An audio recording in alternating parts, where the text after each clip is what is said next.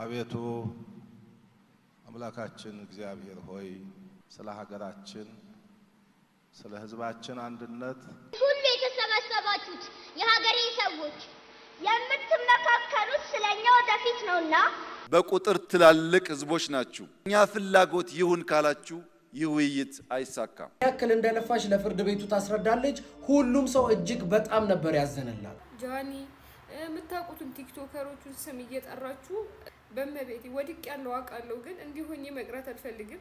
ያገኙትንም ነገር አጣው ችግር የለውም። ክርስትና መብታቸውን ከልክሏቸዋል። አትላትም 22 አትለው በፍጹም ሪከርድ ሰብራለሁ ብላ ነበረ። እግዚአብሔር የምንተነፍሰውን እስትንፋስ ቢቆጥርብን ሰላምና ጤናን በያላችሁበት እመኝላችኋለሁ። የተወደዳችሁና የተከበራችሁ ቤተሰቦቼ እንደምን አላችሁ? እነሆ ዛሬም ጊዜ በተሰኘ ፕሮግራማችን ተመልሰን ተገናኝተናል። በየጊዜ የሚነሱትን በተለይ በሶሻል ሚዲያ ሀሳቦችና ቪዲዮዎች ወደ እናንተ ይዘን የምንቀርብበት ፕሮግራማችን ነው። እኛም ሀሳብ አስተያየታችንን ከዚህ እንሰጣለን። እናንተ ደግሞ በተለመደው መልኩ በኮሜንት ሀሳብ አስተያየታችሁን እንድታጋሩን በአክብሮት ነው የምንጋብዘው። ሰብስክራይብ ያደረጋችሁ ቤተሰብ መሆናችሁን እንዳትዘነጉ፣ የደውል ምልክቷን እንዳትረሱ። ይህ ድንቅ 24 ሚዲያ 2 ነው። ድንቅ 24 ሚዲያ 1ን ደግሞ ከስር ፒን እናደርጋችኋለን። የፊልም ስራዎችን የምትወዱ በተለይ እዛኛው ላይ ደግሞ እንድትቀላቀሉ በአክብሮት እንጠይቃለን። ከ15,000 በላይ ሰብስክራይበሮች አሉት። እንዲሁም ደግሞ ብዙ ጊዜ ዋጋ የከፈልንበት ነውና እሱንም ቢሆን እንድታነቃቁ በአክብሮት እንጋብዛለን። ወደ ዛሬው የተመረጡ ቪዲዮዎቻችን እናልፋለን። መልካም ቆይታ። ወደ ዛሬው ቪዲዮአችን ስናልፍ የምናገኘው ሀገራዊ ምክክርን ነው። ሀገራዊ ምክክር መክፈቻው እንዴት ነበር የሚለውን አብረን እንቃኝ። ሲቆሙና ሁላችሁም ጸልዩ፣ ሁሉንም ነገር ለእግዚአብሔር ክብር አድርጉት ይላልና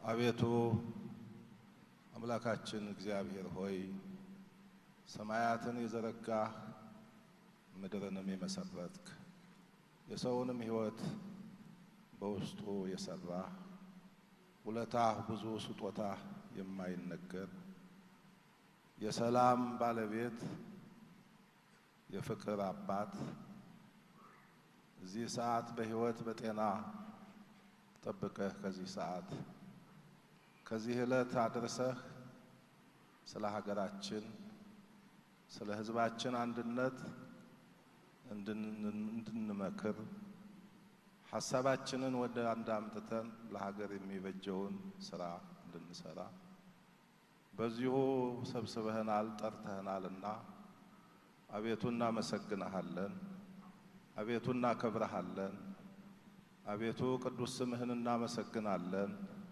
ጉልበት ሁሉ የሚሰግድልህ አቤቱ ላንተ እንሰግድልሃለን። አንደበትም ሁሉ ላንተ ይገዛል። የአማልክት አምላክ የጌቶች ጌታ የንጉሶችም ንጉስ አንተ ነህ። የስጋም የነፍስም ፈጣሪ አንተ ነህ። በዚህ ዕለት የምንመክረው ምክር ሀገራችን እድገት ለሕዝባችን አንድነት የሚጠቅም ስራ እንዲሰራ ያንተ ቅዱስ ፈቃድ ይሁንልን።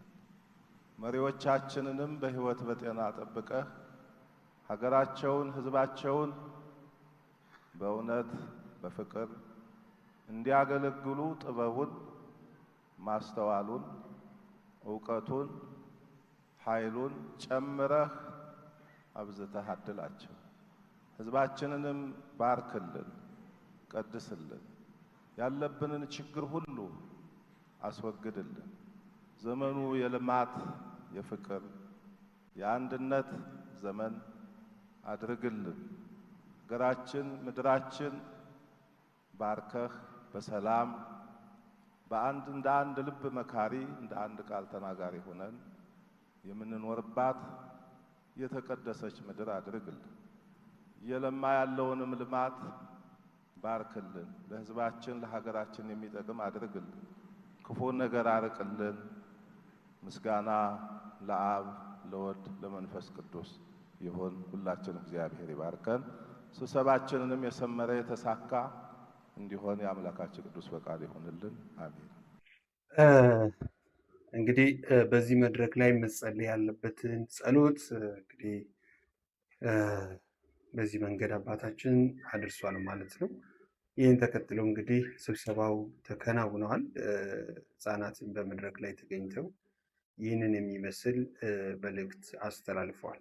ፈጣሪ ይስጥልን። አሜን። ሰላም ለእናንተ ይሁን። እኛ ዛሬ እዚህ የመጣነው የእናንተ ምክክር፣ የእናንተ ውይይት፣ የእናንተ ጭንቀት ለእኛ ሲባል ነውና አደራ ልንላችሁ ነው። ከጀርባችሁ ሆነ ልናበረታታችሁ እዚህ ተገኝተናል። አባዬ፣ እማዬ፣ ወገኖቼ እናንተ እዚህ ሁሉ የተሰበሰባችሁት የሀገሬ ሰዎች የምትመካከሩት ስለኛ ወደፊት ነውና እባካችሁ ዛሬን በጥበብ ተመካከሩ፣ ነገን በጥበብ ስሩ።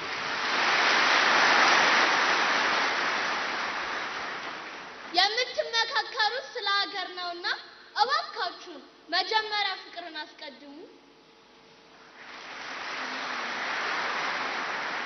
አሁን ምርቃታችንን ተቀበሉ።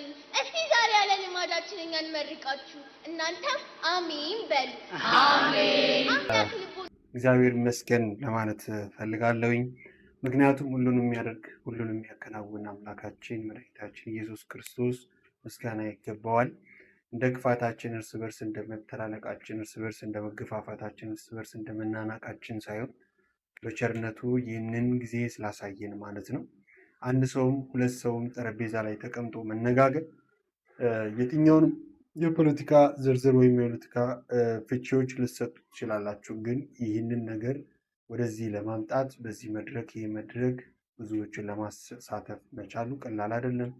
ዋናው ነገር የሚወሰኑ ውሳኔዎች ለሀገራችን ምን ያህል ጥቅም አላቸው፣ እንዲሁም ደግሞ ማህበረሰቡን ህብረተሰቡን በአንድነት የሚያቅፉ ናቸው ወይ፣ እንደ ኢትዮጵያ አንድ የሚያደርጉን ሀሳቦች ይሰነዘራሉ ወይ፣ አባቶቻችንን ጨምሮ እንግዲህ የሚስማሙበት ጣፋንታ ሁሉም በተለይ ሶሻል ሚዲያ ላይ እንዳያቸው ከሆነ ሁሉም የራሱ ፍላጎት አንደኛ እንዲሆን ነው የሚፈልገው እና እኔ የሚመስለኝ እንደ ቅደም ተከተል አሁን መድረክ ላይ ስትመለከቱ የሃይማኖት አባቶች በቅደም ተከተል ነው የቆሙት ማለት ነው እና ስለዚህ ኢትዮጵያ ላይ በቅደም ተከተል የመጡ እንዳመጣጣቸው፣ ኢትዮጵያ ላይ እንደ አቋየታቸው፣ ኢትዮጵያ ላይ እንደ መገኘታቸው እንደ ህዝቡ ነው መቀመጥ ያለበት ብዬ አምናለሁ። ይሄ ማለት አንዱ መጨፍለቅ አለበት አንዱ ደግሞ ከፍ ማለት አለበት ሳይሆን ላይ አንድ ቁጥር ላይ ያለው አንዱን መመልከት ግዴታው ነው። ሶስተኛ ላይ ያለው መመልከት ግዴታው ነው። የኦርቶዶክስ እምነት የሚከተሉ ሰዎች እስልምናን ማክበር ግዴታቸው ነው። ምክንያቱም ፈጣሪም ቢሆን ስለሚያከብርልን ማለት ነው እና የሰው ልጅ በነፃ ፈቃዱ የፈለገውን የመከተል የፈለገውን የማሰብ የፈለገውን የመስራት መብት ስላለው እና ስለዚህ ዋናው ነገር ለሀገር አንድ የሚያደርገንና በአንድነት ሁላችን የምንተዳደርበት ህግና ስርዓት መጽደቅ አለበት ብዬ ነው የማስበው። እንግዲህ የሚያመጣውን ውጤት ፈጣሪ ይሳተፍበትና እኔ እዚህ ጉባኤ ላይ እግዚአብሔር አምላክ ቅዱስ እግዚአብሔር በቃ እጆቹን ያሳርፍበት፣ ሀሳቡን ያሳርፍበት። የትኛውም ፖለቲከኛ ባሴረው ሴራ፣ የትኛውም ሰው ወይም ደግሞ ስብስብ በፈጠሩት አጀንዳ ሳይሆን እግዚአብሔር ለልጆቹ ለኢትዮጵያውያን የሚያስፈልጋቸውን የሚያስፈልገንን ነገር በእነሱ ልቦና ውስጥ ማስቀመጥ፣ ማዘዝ፣ ማሰራት ስለሚችል አንድ የሚያደርግን እርስ በርስ የማንገዳደልበትን ነገር ያደርግልን ነው የምለው። እንግዲህ ሁላችንም በጸሎት ከውጭ ሆነን መበርታብን የገቡት በሰላም እንዲወጡ ማለት ነው እና መከፋፈል የትኛውንም ያህል አይጠቅምም፣ የትኛውንም ያህል መገፋፋት አይጠቅምም እና አንገፋፋ ለማለት ያልነው። በተለይ በሶሻል ሚዲያም በየቤታችንም ያለን ሰዎች አባቶቻችንን ማክበርና መቀበል መቻል አለብን። መጀመሪያ እንደ ሃይማኖት፣ እንደ መሪ ደግሞ መሪ የትኛውንም ያህል ክፉ ቢሆን ይጸለይለታል። መሪ የትኛውንም ያህል ግፍ ቢሰራ ሊገሰጽ ይችላል። ነገር ግን መሪን የሚያነሳ አምላክ ነው። ምክንያቱም ሹመቱም ከሱ ስለሆነ ማለት ነው እና አመፀኛ ህዝብ አመፀኛ መንግስት እንደተባለው ምናልባት እኛ ስላመፀንም ስለሚሆን በመሪዎቻችንም ላይ በአባቶቻችንም ላይ ማመጽ የለብንም። ሀሳባችንን በነፃነት ግን መግለጽ አለብን። ይህንን ደግሞ እነሱ መረዳት አለባቸው ብዬ አስባለሁ። ሶማሌዎች ጥያቄ አላቸው፣ አፋሮች አድምጧቸው። ትግራዮች ጥያቄ አሏቸው፣ ወላይታዎች፣ ሲዳማዎች አድምጧቸው። ዳሰነች አሌ ጥያቄ ያለው፣ ኦሮሞዎች፣ አማሮች አድምጧቸው። በተለይ ኦሮሞዎችና አማሮች ዳሰነችን፣ ኮንሶን፣ አሌን ካላደመጣችሁ ኢትዮጵያን ልታጸኑ አትችሉም። ምንም ጥርጥር የለውም። በቁጥር ትላልቅ ህዝቦች ናችሁ። ትናንሾቹን ካላከበራችሁ፣ ትናንሾቹን ካላደመጣችሁ፣ በቁጥር ብቻ የኛ ፍላጎት ይሁን ካላችሁ ይህ ውይይት አይሳካም። ይህ ውይይት የሚሳካው አሌ ጥያቄ ሲጠይቅ፣ ጋሞ የማይጎዳ ከሆነ፣ ያ ጥያቄ የማይጎዳው ከሆነ አሌም መቀበል አለበት። አሌ ጥያቄ ሲጠይቅ ጥያቄው ጎፋን የሚጎዳ ከሆነ ግን አሌ ጥያቄውን መሳብ አለበት። ማንም ሳይጎዳ በጋራ መጠቀም የምንችልባቸውን ጉዳዮች አንስተን ለኔ ሳይሆን ለኛ፣ ለሰፈሬ ሳይሆን ለኢትዮጵያ ማለት ከቻል ይህ ምክክር ፍሬያማ ይሆናል። የደከሙ ኮሚሽነሮች በማምሻ እድሜያቸው ለኢትዮጵያ ልፋታቸው፣ ምንዳቸው የዚህ ውይይት ውጤት ይሆናል። እንግዲህ ውይይቱ ላይ ፈጣሪ ይሳተፍ ለማለት ፈልጋለሁ። ብዙ እንግዲህ አሻጥሮች ሊኖሩ ይችላሉ፣ ፖለቲካ ሀሳቢዎች ሊኖሩ ይችላሉ፣ እኔ በልጥ ሊኖሩ ይችላሉ። ፈጣሪ ግን ለኢትዮጵያ ሕዝብ ሲል ተገኝቶ እነሱ የሚስማሙበትን ፈጣሪ ያከናውነው ብዬ ነው እኔ በእምነቴም በራሴ መናገር የምችለው። ባሏ እንዳይሞትባት ለመስራቅ ስትሞክር ተይዛ ፍርድ ቤት የቀረበችው የምታሳዝነው እናት። እቺ እናት እንግዲህ ስሟ ሄለን ትባላለች። 91 ዓመት የሆነው ባል አላት እና ባሏ ደግሞ ከፍተኛ የሚባል የልብ ታማሚ ነው እና ሆስፒታል ውስጥ የሚጠቀመው መድኃኒት $50 ነበር የሚሸጠው። ነገር ግን የዚህ መድኃኒት ዋጋ በአንድ ጊዜ ወደ $900 ይጨምራል። እጅግ በጣም ከፍተኛ ጭማሪ ማለት ነው። እና ይህንን መድኃኒት ለመግዛት እቺ እናት የተለያዩ ሰዎችን ብድር ትጠይቃለች፣ ነገር ግን አልተሳካም። ኢንሹራንሶችንም ትጠይቃለች፣ ነገር ግን ምንም አይነት ምላሽ አልሰጧትም ነበረ። እና ያላት አንድ አማራጭ ነበረ። እሱም በቀጥታ ወደ ሱፐር ማርኬት በመሄድ ይህንን መድኃኒት ሰርቃ ልትወጣ ስትል እዛው እጅ ከፍንጅ ትያዛለች። ባሏ ይህንን መድኃኒት ሳይወስድ 3 ቀን አልፎት ነበረ። እናም ወደ ሞቱ እያመራ ነበር እና በፖሊሶች ተይዛ ወዲያውኑ ፍርድ ቤት ትቀርባለች። እንደምትመለከቷትም የለበሰችው የሆስፒታሉን ልብስ ነበረ። እናም ዳኛው ለምንድነው በዚህ ዕድሜዎት የሚሰርቁት ብሎ በሚጠይቃት ሰዓት ላይ በእንባ የተሞላ የባሏን መታመምና ባሏ ወደ ሞቱ እየሄደ እንደሆነ እንዲሁም ደግሞ ለባሏ ይህንን መድኃኒት ለመግዛት ምን ያክል እንደለፋች ለፍርድ ቤቱ ታስረዳለች። ሁሉም ሰው እጅግ በጣም ነበር ያዘነላት እና ዳኛውም ወዲያውኑ ትዕዛዝ ያስተላልፋል፣ እጇ ላይ የነበረው ካቴና እንዲነሳላት ማለት ነው። ከዛም በኋላ ስልክ ይደውላል። ማለትም ባሏ ወደተኛበት ሆስፒታል ስልክ ይደውልና ሰውየው የሚያስፈልገው እያንዳንዱ ነገር እንዲደረግለትና እያንዳንዱን ወጪ ደግሞ መንግስት እንደሚከፍለው ለሆስፒታሉ ትዕዛዝ ያስተላልፍላታል። እና ተከሳበት የነበረውንም ደግሞ የስርቆት ክስ፣ ይሄ የስርቆት ክስ አይደለም፣ ህይወት የማዳን ተግባር ነው፣ ምንም አይነት ክስ የለብሽም በማለት እቺን የምታሳዝን ሴት በነፃ አሰናብቷታል ማለት ነው። ለዚህ የሚገርም ዳኛ እስቲ ያላችሁን ሀሳብ። ዳኛው የሚደነቅ ነው። በአደጋገር ላይም ቢሆን እንደዚህ አይነት እንግዲህ የሚቸገሩ የሚራቡ የሚጠሙ እንግዲህ ሰዎች አሉ። ከዚህ ታሪክ የተማርኩት ነገር አንድ ነገር ቢኖር የትኛውንም ያህል ገንዘብ ቢኖራችሁ ሰው እንደሚያስፈልጋችሁ። ምክንያቱም ገንዘብ ህመምን ሊያሽር አይችልም። መድኃኒት ይገዛ ይሆናል እንጂ ሰዎች ያስፈልጉናል። ተፈጥሯዊ የሆኑ ሂደቶች ያስፈልጉናል እና ዳኛው እንግዲህ በሰለጠነ እኛ ሀገር ላይ ቢሆን ይህንን ነገር ተፈጻሚውም አይኖርም፣ የዳኛን ትዕዛዝ የሚፈጽምም አይኖርም እና እንግዲህ ያደጉ ሀገራቶች ላይ ችግር አሉ፣ ግን ያላደጉ ሀገራቶች ላይ ደግሞ ችግሩ የባሰ ነው። ግን ደግሞ ይህንን ተከትለን ራሳችንን መጥላት፣ ራሳችንን ማጥፋት ብለን ደግሞ ሀገራችንን መጥላት የለብንም። ችግሮች ያልፋሉ።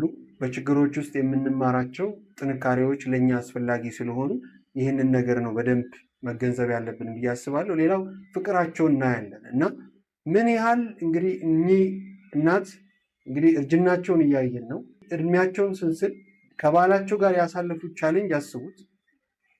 ብዙ ችግሮች፣ ብዙ መከራዎችን አሳልፈዋል።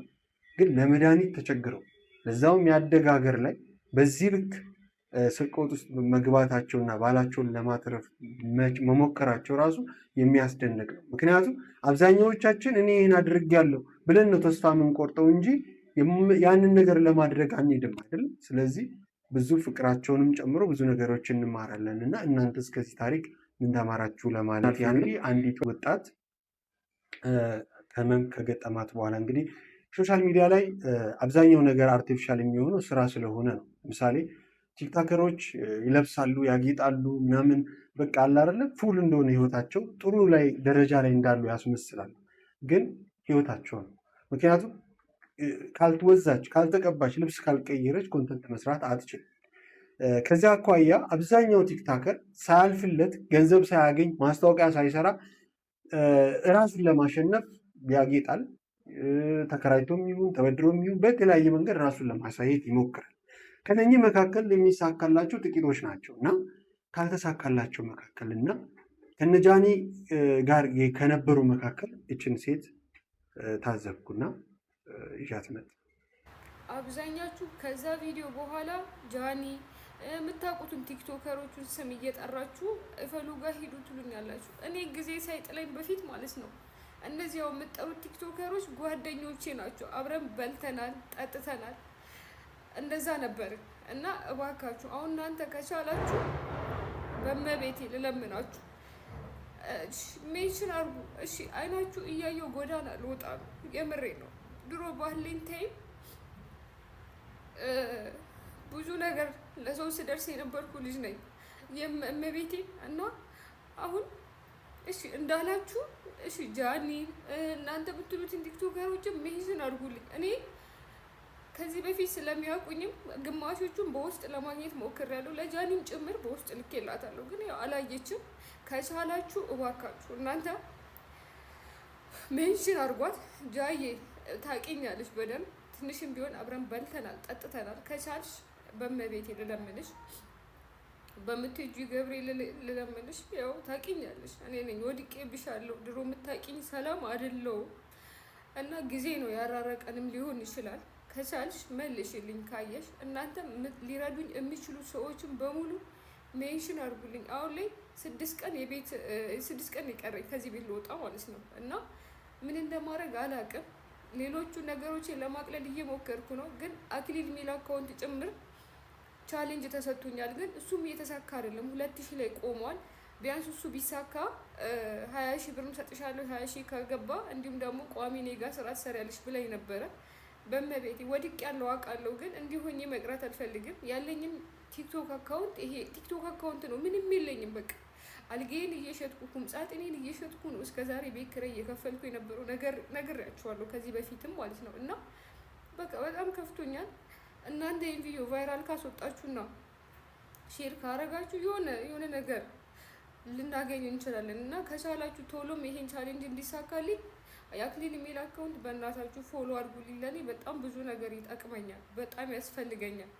በመቤቴ ልለምናችሁ እና የምታውቁትን ቲክቶከር በሙሉ ሊያግዘኝ የሚችል ሰው ሜንሽን አድርጉልኝ። በመቤቴ በቃ እንደነገርኳችሁ ነው። መኖር እፈልጋለሁ። ተስፋ እንዲኖረኝ ድጋሜ መነሳት እፈልጋለሁ። መስራት እፈልጋለሁ። በጣም ጎበዝ ልጅ ነኝ። መስራት እችላለሁ። በጣም ነርጃ አለኝ። የምር የሚያውቁኝ ያውቁኛል እና ድሮ የምታውቁኝም ታውቁኛላችሁ። ሶሻል ሚዲያ ላይ ያለኝን ነገር ማለት ነው እና በቃ ልለምናችሁ ይሄ ቪዲዮ የምትችሉት አካል ጋር አድርሱልኝ፣ ሼር አድርጉልኝ፣ ቫይራል እንዲወጣ አግዙኝ። በቃ በእናንተ እኔ ከወደኩበት ተመልሼ በቃ ወደ የነበረችዋ ሰላምን ልመልሳት እችላለሁ ካገዛችሁኝ ማለት ነው። ያው የሰው ልጅ ነኝ፣ ክሳሪ ያጋጥማል፣ መውደቅ፣ ሁሉንም ማጣት። መጀመሪያም ተደላድዬ አይደለም እመቤቴን እዚህ ጋር የደረስኩት። ከልጅነቴ ጀምሮ ሰርቼ ለፍቼ ነው ያገኘሁትን ነገር አጣው። ችግር የለውም ድጋሚ ለማግኘት ግን አሁን ትንሽዬ ብቻ ድጋፍ ነው የሚያስፈልገኝ። ቢያንስ ስራ ከዛም ካሉበት ነገር ውስጥ መውጣት በመቤት ይለምናችሁ። እንግዲህ ያሳዝናል። ምክንያቱም እቺ ሴት አካውንቷንም ማታለች ከ300 ምናምን ሺህ በላይ እንግዲህ ያለውን አካውንቷንም ማታ ነበረ። እንግዲህ ክስረት ያለ ነው፣ መውደቅ ያለ ነው። ግን ደግሞ እኔ እዚህ ሀሳብ ላይ ሀሳብ መጨመር የምፈልገው ነገር ዛሬ የተሳካላችሁ፣ ዛሬ ጥሩ ነገር ደረጃ ላይ ያላችሁ፣ ዛሬ እድል ያላችሁ ሰዎች እባካችሁ ቫይራል የወጣ ጉዳይ ብቻ ሳይሆን እንደዚህ የምታውቁት ሰው ሲወርቅ የምታውቁት ሰው እባክህን አግዘኝ አግዙኝ እያለ ዝም አትበሉ። ምክንያቱም እናንተም ነገ እጣ ፋንታ ሊደርስባችሁ ይችላል። እናንተ ሁለት ነገር ታጠፋላችሁ። የእናንተ አለማዘን ያ በችግር ውስጥ ያልፋል እኮ በቀን ውስጥ ያ ሰው ማለፉ አይቀርም።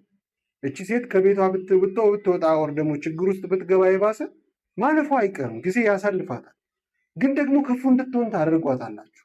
አንድ ሰው ክፉ እንዲሆን ታደርጋላችሁና ማድረግ ብትችሉም ባትችሉም እንኳን አለሁልሽ ማለት ጥሩ ነገር ነውና፣ ስለዚህ አለንልሽ ለማለት እንድትችሉ ያህል ነው ይህንን የምናገረው። ሌላ ሁሉም ሰው ቋሚ አይደለም። እንደነገርኳችሁ ህይወቱን ለማሸነፍ ነው ሁሉም ሰው እያስመሰለ፣ አብዛኛው ከ80% የሚደርሰው ሁሉም ሰው እያስመሰለ ነው። ደልቶት አይደለም። ዞር ብላችሁ ጀርባውን ብትመለከቱ ገዝቶ አይደለም፣ ወይ ክራይ ነው፣ ወይ ተበድሮ ነው፣ ወይ ታግዞ ነው ምናምን። እና እንተጋገዝ፣ በመተጋገዝ ህይወታችንን አብረን ከፍ እናድርግ ለማለት ያህል ነው። ወጣት ደግሞ አይቸገር፣ እባካችሁን እንተዛዘን ለማለት ያህል። ስናልፍ እንግዲህ ወደ ቀጣይ እስራኤል ታውካ አድራለች። እንግዲህ እስራኤል ጠቅላይ ሚኒስትርም በዚህ መልኩ ምክር ቤቱን ለቆ ወጥቷል። የእስራኤል ፓርላማ በቁጣ ተናወጠ። ጠቅላይ ሚኒስትር ኔታንያሁ የውርደት ጩኸት እየተሰማባቸው አዳራሹን ጥለው ወጥተዋል። ትላንት ማክሰኞ በነበረው የእስራኤል ፓርላማ ስብሰባ ላይ የተፈጠረው ትዕይንት ተራ የፖለቲካ ክርክር ሳይሆን ሀገሪቱ አሁን ያለችበትን ጥልቅ ማህበራዊ ስንጥቅ ያሳየ እውነተኛ ድራማ ነበር ተብሏል። ለወትሮው በቁጣና በጩኸት የሚታወቀው የፓርላማው አዳራሽ በትላንቱ ውለው ግን ከመቼውም ጊዜ በላይ በቁጣ ገንፍሎ ውሏል። ጠቅላይ ሚኒስትር ቤንያሚን ኔታንያሁ ለወሳኝ ድምፅ አሰጣጥ ወደ መድረኩ ሲያመሩ ከተቃዋሚ የፓርላማ አባላት ወንበር አካባቢ ውርደትና ውጣ የሚሉ የጩኸት ማቶችን ዓለም እንዲህ ናት። በዓለም ውስጥ ስትኖሩ የትኛውም ሰው ሀያል አይደለም። ምክንያቱም ከሀያላኖች በላይ ሀያል የሆነ አምላክ አለ። እናንተ ከበደን ለመጉዳት ብታስቡ ከበደ በተጎዳበት ዕለትና ደቂቃ እናንተም መጎዳታችሁ እኔ እግዚአብሔር ሲበቀል ያስገርመኛል። አንዳንድ ጊዜ ልክ ብለን ከኛ ጋር ሆኖ ልክ ስንል ልክ ብለው ሲወስኑ የነበሩ ሰዎች በዚህ ልኩ በአመፅ ይነሱባቸዋል። ህይወታችሁ ራሳችሁ የምታምፀው ከእግራችሁ በስር ባለው ጠጠር ነው እና ጠጠሯን ስንጥል እንጠቀቅ ለማለት ያለው። ዓለም እንግዲህ እየተወዛገበች ነው። ጦርነቱ ቀጥለዋል። እንግዲህ የዓለምን ኢኮኖሚ የሚያስተዳድረው ሆርሙዝም እንግዲህ በተለይ ነዳጁን ኢኮኖሚ የሚያንቀሳቅሰው መዘጋቱን ሰምተናል። ኢራን በዚህ በኩል አሜሪካ በዚህ በኩል ብዙ ነገሮች አሉና ስለዚህ ሀገራችንንም ዓለማችንንም ፈጣሪ ሰላም ያደርግልን ለማለት ያህል ነው። ወደ ቀጣዩ ቪዲዮአችን ስናልፍ መርካቶ ውስጥ እንግዲህ አንድ ግርግር ተመለከትኩኝ። ይህም ግርግር እንግዲህ እንደምታውቁት በመንግስት አካላቶች ወይም ደግሞ በገቢዎች መካከልና በመርካቶ ነጋዴዎች መካከል የተፈጠረ እንደሆነ መረጃ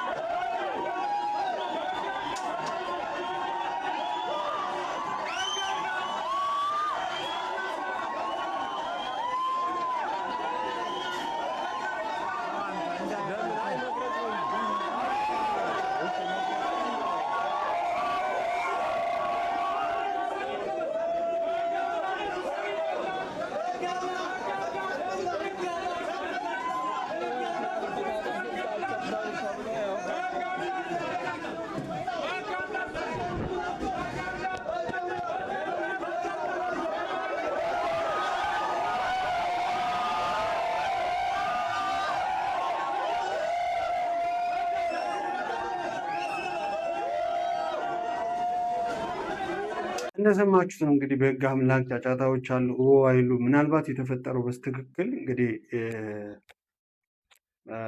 ቦታው ላይ ያለ ሰው ነው የሚያውቀው አይደለም። ግን ዞሮ ሀገራችንን ሰላም ይስጥልን። በተለይ የስራ አስፈጻሚዎች፣ ግብር ላይ በተለያዩ መስክ ያሉ ሰዎች እንደው በአግባቡ እኛም ደግሞ በአግባቡ ሂደቶችን ብናስኬድ ጥሩ ነው ብዬ አስባለሁ። ለማንም ስለማይጠቅም ማለት ነው።